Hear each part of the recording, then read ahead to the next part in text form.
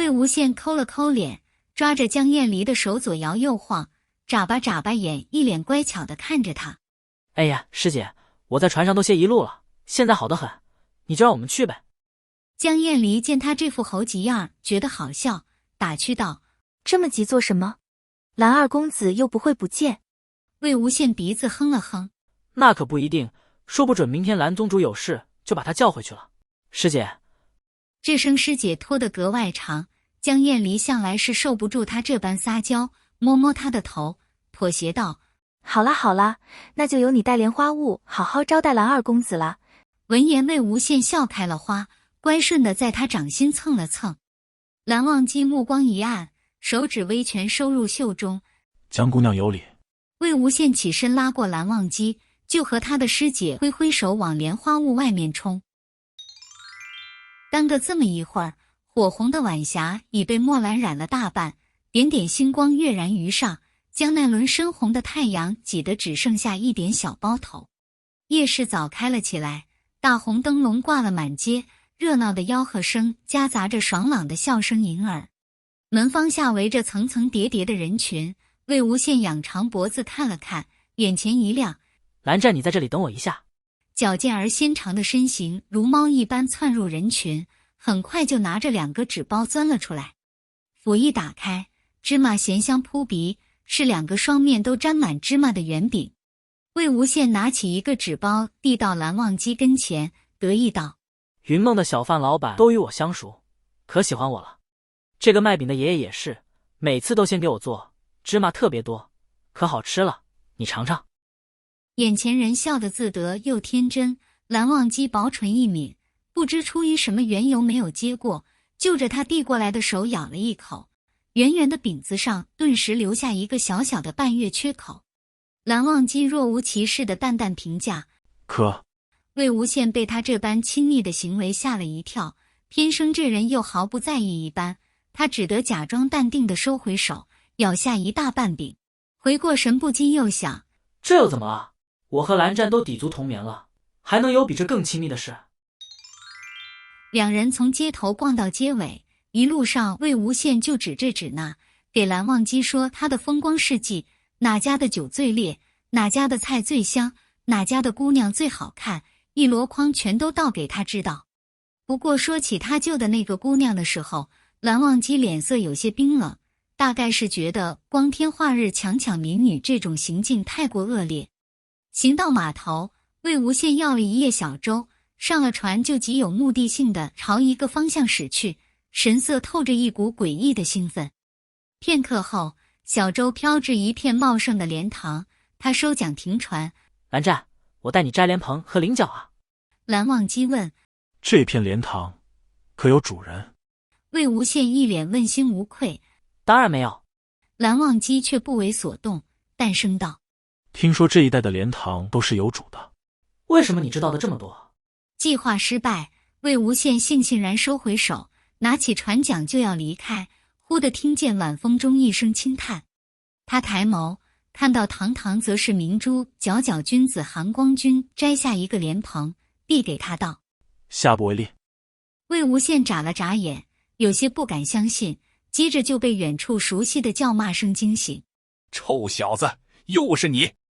他大笑一声，抓起桨划得飞快，漆黑的眸子迸发出明亮的光，在墨色的夜里熠熠生辉。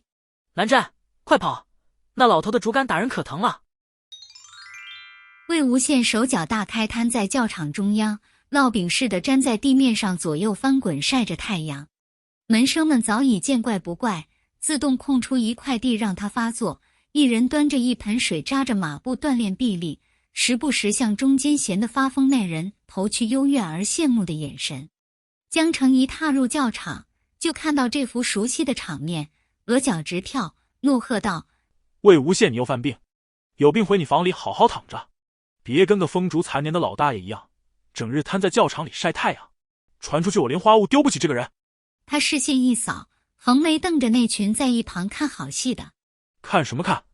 好好训练，一天到晚就想着摘莲蓬、划水、打山鸡，一个个都想跟他一样当废人吗？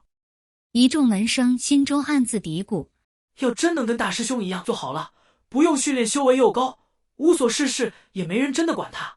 兴致一来，振臂高呼，带头去偷摘别人家莲蓬，最后挨骂受罚的还是我们。瞅见自家宗主黑得不能再黑的脸，神色一凛，连忙端平了水，绷直了腰，老老实实扎马步，生怕江城一个暴躁，又多加半个时辰的操练。魏无羡转过头，勉为其难睁开半只眼，懒洋洋道：回屋可以，麻烦江宗主替我把太阳挪过去。江城白眼一翻，强忍住挥出紫电将人捆了丢进莲塘里好好冷静冷静的冲动，一拂衣袖，抬脚就往外走，声音远远传过来：我管你回不回屋，正好阿姐炖了汤，你的那份就当孝敬我了。话音刚落，门生们便觉着眼前闪过一道黑影，定神才发现地上躺着的那位不知何时起身窜了出去，瞬间追上了他们只可远观而不可亵玩的江宗主，两腿一蹬扑了上去。然后就是江宗主暴躁的吼声：魏无羡，你他妈没长腿吗？给老子下来！他们的大师兄回道：要不是蓝湛不在，你以为你有这个荣幸吗？无语凝噎，惨不忍睹，惨绝人寰。蓝忘机确实不在，逛完云梦夜市的第二天早上就走了，被蓝曦臣的一封传信叫回了云深不知处。走的时候，魏无羡还没醒，他这段时间本就是睡，一路上舟车劳顿，也不是真说笑的。回来还没来得及休息，就又拉着人出去一通疯玩，没等到回去，就在摇摇晃晃的小舟上睡死过去。这下好了，一觉醒来人没了，他这张乌鸦嘴真是该死的灵光。没了小古板陪在身边，时时刻刻想斗就斗，日子也还是要打发着过的。这2日，魏无羡彻彻底底坐实了废人这一骂名，一改4时做丑时息的作息，每日睡到5时才爬起来用饭。在江城杀人的目光中，魏无羡睡眼惺忪地瘫在桌上，央着江厌离给他喂饭。过了午休时间，门生们到教场操练之际，魏无羡就到那里圈出一块地躺下晒太阳，等着1个时辰后江城叫他，哦不，背他回去喝汤。啃完排骨，魏无羡整个人就跟打了鸡血一样活了过来，大手一挥，召集刚刚结束操练的门生们出去摘莲蓬、划水、打山鸡，溜达一圈回来，不到卯时就爬上床呼呼大睡。用江城的话来说，就是上梁不正下梁歪，到了魏无羡嘴里就变成了受罚只有崽子栽。偏生先前在金陵台上那一闹，他名声好了不少，又总爱带头出去疯玩厮混，门生们都乐意跟他亲近，也不怕挨揍。所以这天辰时，江城看见魏无羡叼着张饼出来的时候，差点以为莲花坞混进了什么妖魔鬼怪。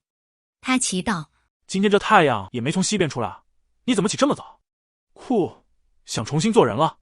魏无羡将饼塞进嘴里，拍掉指尖上的芝麻，风情万种地眨了眨眼，娇声道：蓝二哒哒要来找人家了，当然要早点起来去等蓝二哒哒了。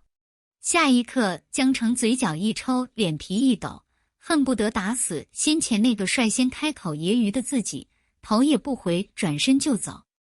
不就在金陵台上维护了他一番吗？把人带回来不说，现在是要把自己给卖出去了。没想到你是这样的魏无羡。事实上，魏无羡昨日就给蓝忘机发了信，约好今天一同上乱葬岗，将温情他们带去姑苏。魏无羡沉默地看着江城的背影，突然喊道：江城，照顾好师姐，不用给我留饭了，以后都不用留了。江城冷笑道：用你说，一块骨头都不会给你剩。一种莫名的情绪突然席卷，驱使着江城停下了脚步。他转过身，前所未有的那般急切，想要去寻那抹熟悉的笑意，却发现身后那人早已没了踪影。魏无羡穿过曲曲折折的回廊，在看见那道模糊却熟悉的瘦弱身影时，脚步一顿，目光在江氏祠堂的牌匾上停留，片刻后迈过了门槛。江厌离循声回头，一下对上那双乌亮却有些涣散的眸子。阿羡，今日怎么起得这般早？若是困，多睡一会儿也无妨的。魏无羡在他身旁蹲下，伸手挠了挠他怀中小精灵的下巴，立刻惹来一阵咯咯的笑声。他抬眸道：我约了蓝湛今日出门，可不能睡懒觉喽。听到蓝忘机的名字，江厌离眉眼一弯，打趣道：“那线可别在路上睡着了，又叫蓝二公子抱回来。”哎呀，师姐，上次那是意外。魏无羡脸上一红，我保证，这种丢人的事绝对不会再发生了。